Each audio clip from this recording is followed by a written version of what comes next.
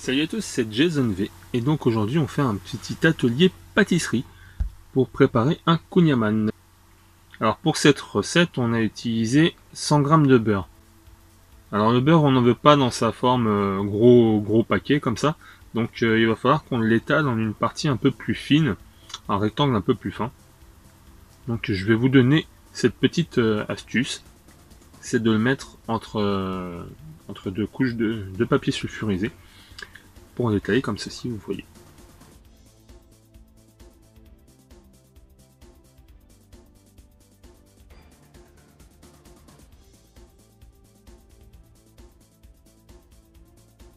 Alors oui, on m'appelle le Lucky Luke.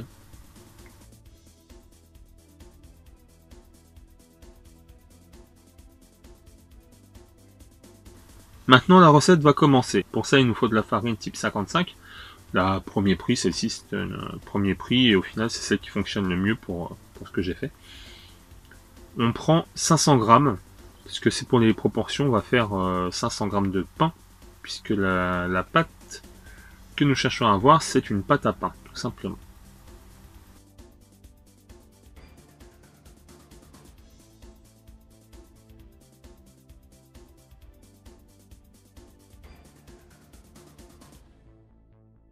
Nous allons ajouter une cuillère à café de sel, donc une bonne cuillère à café, hein, pas une cuillère rase. Voilà, comme ça. Bon là j'ai pris une petite cuillère, donc je vais en rajouter un tout petit peu pour faire un apprend. Si vous mettez moins de sel dans le kouign-amann, c'est pas trop grave, mais si vous le mettez pour le pain, en fait ça va être un peu plus embêtant. Alors là, pour cette pâte à pain, je vais pas prendre toute la pâte pour faire kouign-amann. Je vais en prendre une partie pour faire un petit pain burger.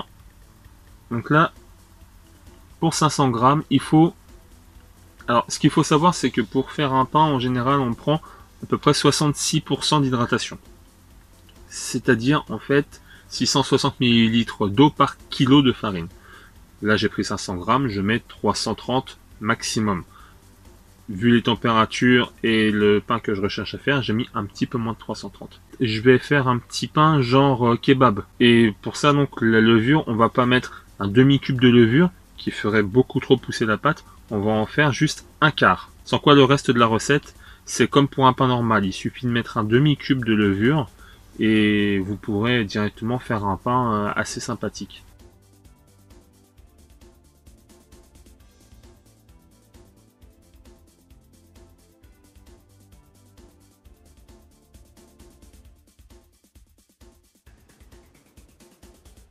Technique de La Fontaine, c'est qu'on met l'eau par petite quantité et il faut pétrir du bout des doigts. Donc là, je vais chercher au fond de la fontaine la farine et sur les bords pour en fait écraser la farine avec l'eau.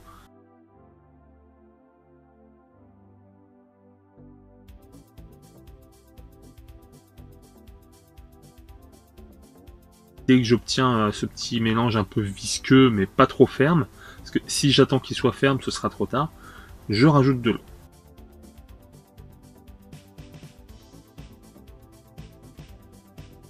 Petite technique, là je l'ai fait un peu exprès pour que vous voyez. Si vous faites déborder la fontaine, s'il y a un endroit où ça casse, c'est pas grave, vous paniquez pas. Il suffit de rajouter de la farine dessus et ça absorbera tout. Ça fera l'affaire en fait, comme un petit plâtre pour la fontaine.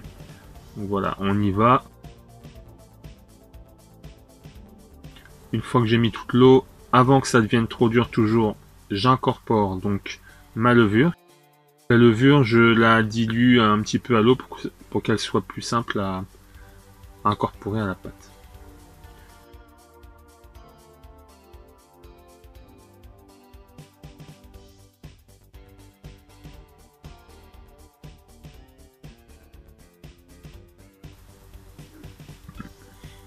Ce que vous pouvez faire, si vous n'avez pas envie que la pâte colle trop à vos mains, c'est prendre un peu de farine et frotter comme ça.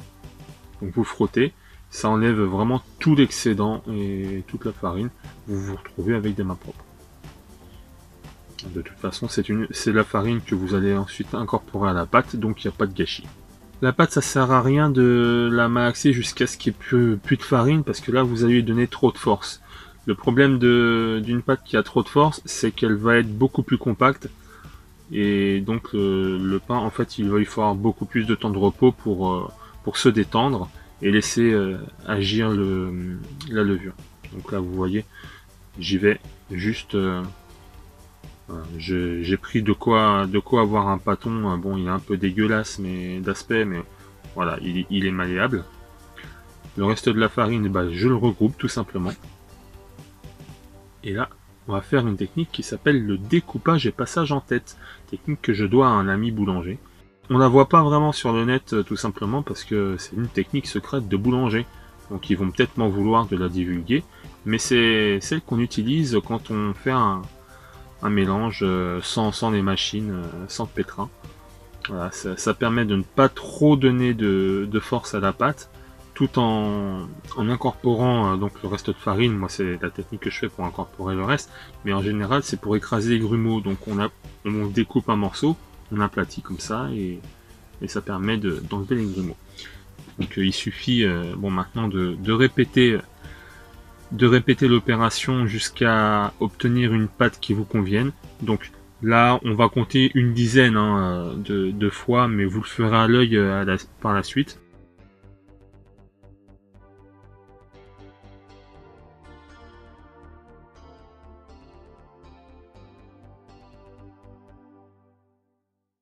Voilà, donc là c'est une pâte qui me convient moi personnellement. Vous pouvez aller un peu plus loin, mais bon, ce serait inutile pour la préparation qu'on cherche à faire. Voilà. Elle est d'aspect un peu collante, mais vous voyez qu'on peut quand même la travailler, qu'elle se tient. Alors là, pour le kouign-amann, vu que j'ai pris 100 g de beurre, bah, tout simplement, je prends 200 g de pâte. Puisque la recette du kouign-amann, c'est autant de beurre plus sucre que de pâte à pain. Tout simplement.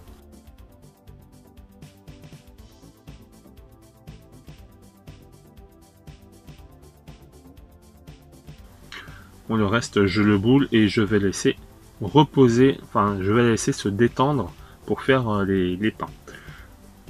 Pourquoi je fais ma séparation maintenant? Et bien tout simplement parce que pour faire un pain, il va falloir attendre que la pâte se détende, que l'effet de la levure commence à faire effet. Donc on la laisse détendre à peu près 10 minutes. Tandis que pour le kouign-amann, si vous les laissez se détendre, elle va se fragiliser, elle sera beaucoup moins facile à travailler. Donc là vous voyez, je ne l'ai pas laissé du tout se détendre. Elle a encore de la force, vu qu'elle a pris de la force au mélange. Donc ça fait qu'elle va être un peu embêtante. Pour une pâte feuilletée, j'aurais pu faire une boule et directement couper la croix, séparer pour l'étaler en forme de plus, en laissant une épaisseur au milieu. Mais c'est pas ce que je cherche à faire pour le moment. Puisque là, en fait, le plus dur, ça va être d'incorporer le beurre. La différence d'une pâte feuilletée, c'est que la pâte à pain est beaucoup plus fragile. Donc je prends pas le risque et je vais l'étaler en grande partie, tout simplement.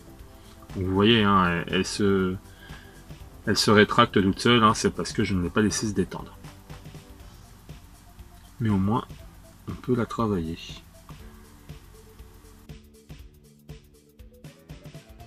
Vous pouvez faire style pizzaiolo, hein, mais c'est carrément inutile pour le moment.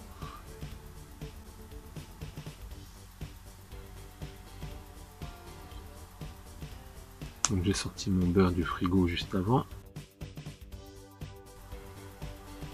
Viens par ici, toi. Hop. Il est un petit peu grand mon carré, donc je vais refaire un petit coup. L'occasion pour nous de répéter les ingrédients nécessaires à cette recette. Donc pour un kouign-amann d'une personne, hein, en fait vous pouvez faire 4 belles parts si vous êtes généreux. Pour un kouign-amann de 4 personnes, prenez 200 g de pâte à pain, 100 g de beurre, 100 g de sucre.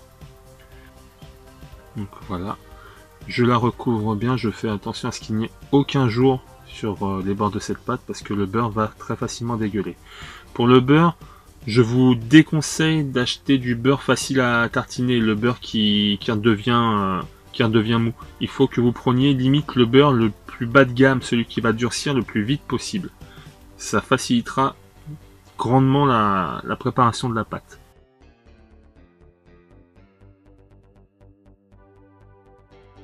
Alors là, vous voyez, je fais très attention pour ne pas que la pâte se déchire sur les bords. Voilà. Ce qu'on va faire, c'est que sans trop l'étaler sur les bords, de toute manière, on va opérer comme pour un feuilletage. Donc, vous voyez ici, on fait un tourage. Je rabats les deux bords au milieu qui étaient les plus fragiles. Et maintenant, j'ai déjà un tour. Voilà. Je tapote ici, c'est pour que le beurre en fait soit moins travaillé. Donc en le tapotant, il s'écarte et la pâte s'aplatit plus facilement. Voilà, on refait un tour, on enlève l'excédent de farine et on y va. Bon là ça va, le beurre étant bien ferme, je peux même refaire un petit coup, mais là on voit que la pâte commence à se déchirer, donc c'est le moment d'arrêter et de renvoyer tout ça au frigo et on la laisse refroidir pendant une petite demi-heure. Bon voilà, ça a été assez rapide pour la préparation, donc on va encore laisser reposer quelques temps ce petit pâton, le temps pour nous de nous laver les mains. Et on revient, voilà, donc ça fait une petite dizaine, on voit que le pain s'est un peu détendu, il ne colle vraiment plus du tout aux mains. On va maintenant le travailler, donc vous voyez, là en le posant il reprend, il garde un peu sa forme, donc c'est très bien. On va prendre une part de ce pain pour faire donc le petit hamburger. Je vais prendre à peu près 100 grammes. Donc là il nous reste 600 grammes. Pour 500 grammes de farine, en général on arrive à un pâton de 800.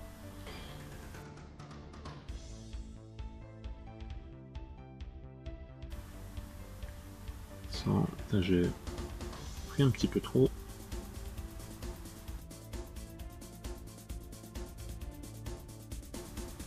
Donc pour faire une boule, hein, là c'est une technique. Voilà.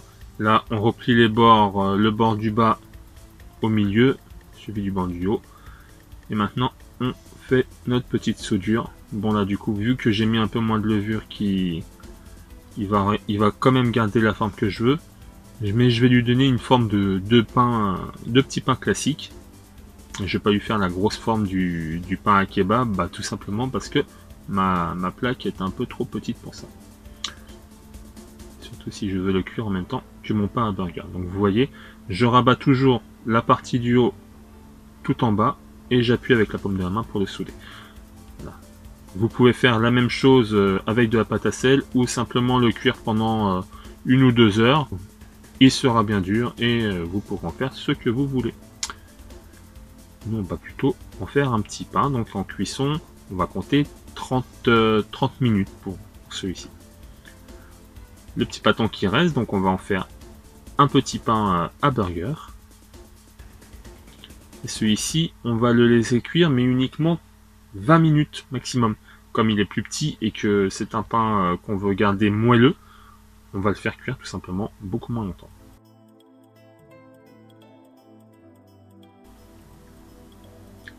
La maîtrise du façonnage, et lui on l'aplatit. Alors deux méthodes, soit vous pouvez l'aplatir ici, soit vous pouvez le laisser pousser beaucoup plus longtemps. En fait si vous le laissez pousser plus longtemps, tout simplement il va être plein de gaz et dès que vous allez le toucher il va crever. Donc je me sers un petit peu de ça pour la cuisson en général quand je fais des burgers. Ça fait que dès que je le mets au four avec la chaleur, le gaz se dégage, il se dégonfle totalement et c'est plus intéressant.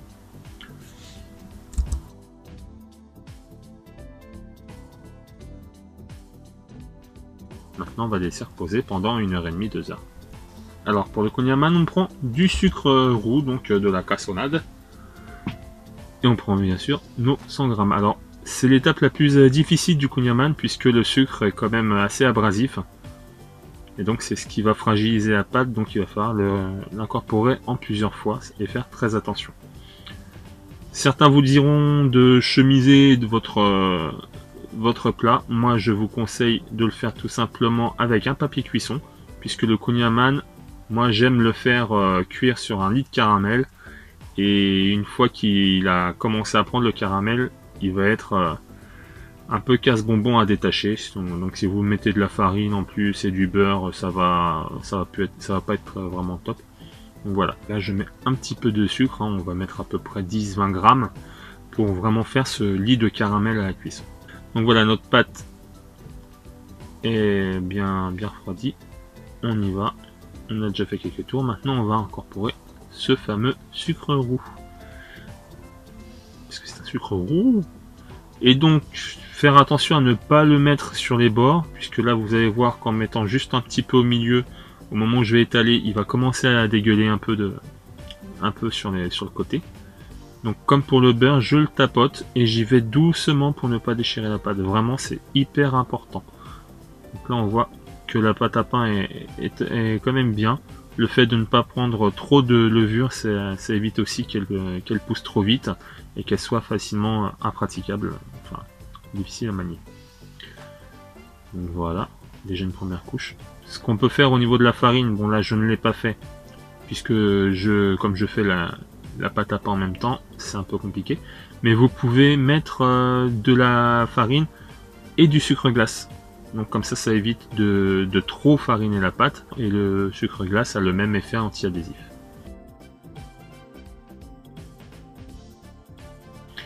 Donc voilà, on continue, toujours le tourage, et on y va.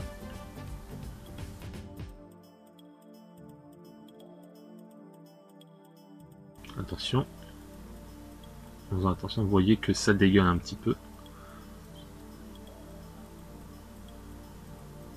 Donc plus vous allez mettre de sucre d'un coup, plus ce sera compliqué de l'incorporer.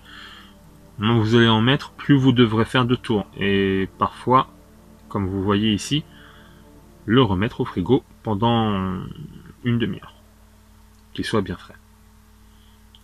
Allez, on reprend, le réétale une fois qu'il a fait son petit refroidissement du beurre. Et on va incorporer la suite. Donc pas trop, puisque là je viens de le ressortir, je ne voudrais pas le déchirer tout de suite. Vous voyez, hein, je mets au milieu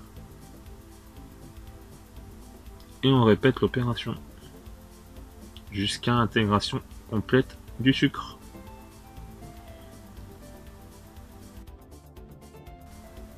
Là j'ai une bulle, donc il faut que je fasse attention. Alors là je retourne ma pâte puisque la partie du dessous commence à se déchirer un peu. Donc voilà, c'est celle que je vais utiliser qui se retrouve au milieu, et du coup ce ne sera pas du tout gênant. Là, voilà. Je pense que je vais pouvoir incorporer le reste du sucre.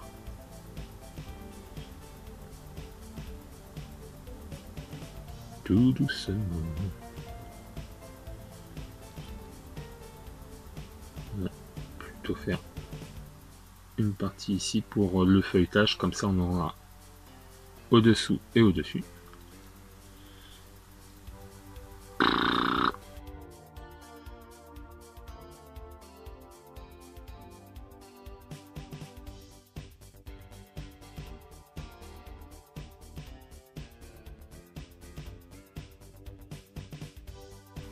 Alors il faut l'étaler et ne pas le laisser trop épais.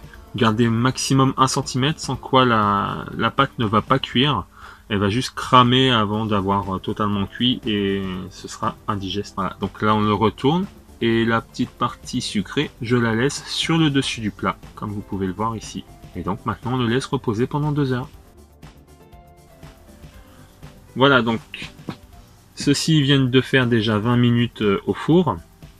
Donc voilà, mon pain spécial tartine ou burger. Vous pouvez rajouter des graines de sésame ou le faire cuire un petit peu plus, histoire de le colorer. Pour la cuisson, vous pouvez mettre les badigeonner avec un peu d'eau aussi. Donc pendant que vous faites préchauffer votre four, vous badigeonnez donc, votre pain pour qu'il prenne une couleur un peu plus dorée.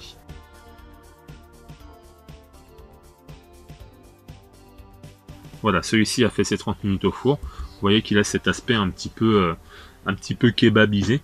C'est ce que j'aime bien. Donc pour le repos, mettez-le toujours donc le dessous vers le haut. Ça évite qu'il reprenne l'humidité et qu'il se ramollisse. Et voilà donc notre kouign-amann qui a cuit ses 35 minutes. À mi-cuisson, j'ai posé une feuille d'alu dessus pour éviter qu'il brûle. Et on va pouvoir le poser. Donc vous voyez, avec le papier d'alu, il n'y a aucun souci. On voit le caramel qui s'est fait dedans. Il faut l'enlever tout de suite si vous voulez éviter qu'il colle de trop, parce que là le caramel va vite refroidir. Voilà, le pain comme il est moelleux comme ça, on peut rajouter donc maintenant la viande, la garniture qu'on veut, il est super bon. Voilà, bah c'est prêt pour nous, maintenant il n'y a plus qu'à se régaler. Il est sans sas. Voilà, vous voyez que j'ai laissé un petit peu de caramel en dessous, et l'intérieur bien feuilleté, bien beurré, c'est super. Régalez-vous bien!